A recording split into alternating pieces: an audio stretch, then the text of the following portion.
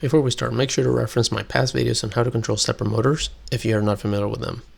Otherwise, let's get started. So here I have a super simple Arduino code where I define each of the joints and the pins that they're connected in the Arduino Mega, steps per revolution, speed, acceleration limits, and then basically it'll have some code to enable me to enter the joint I want to move by how many degrees via serial monitor, and we can see that moving in real time. So let's go ahead and try that. So I'm going to do J1, let's try 30 degrees.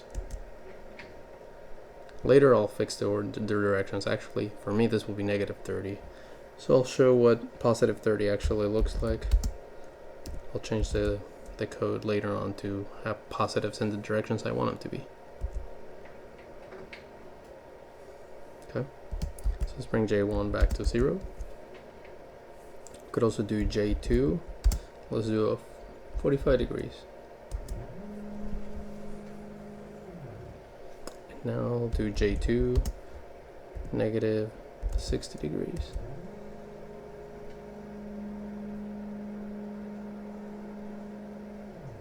Okay, we can do J3 equals 20 degrees. J3 equals -40 degrees. Let's do J5 equals 90. Let's bring J5 back to 0. Let's do J4 90. Looks like I missed some steps there. Let's do J4 back to 0. Yep. That just means I need to adjust the stepper motor driver VREF calibration. Alright, let's try J6. Let's do 90. So now I'm going to do J2 0. J3 0.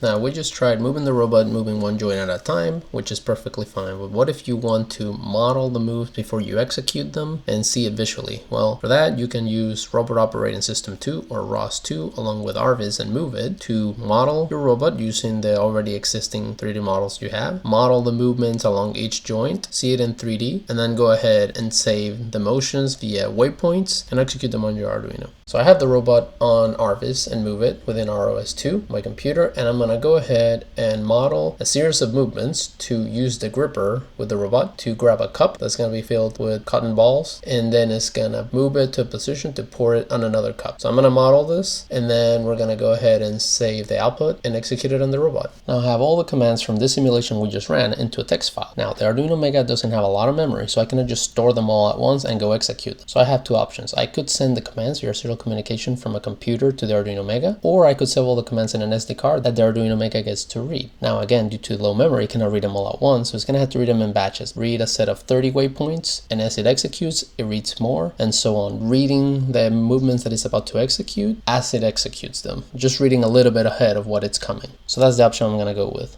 Alright, so I have this cup with cloth balls that I want to dump into that red cup, and we're going to use the robot to do that.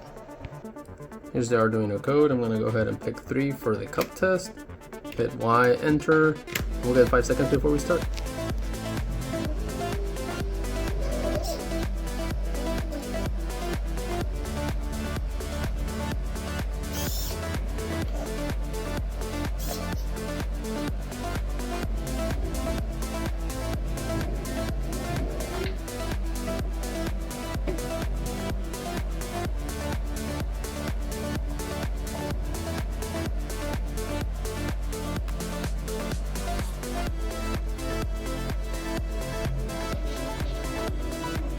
Alright, let's try that again.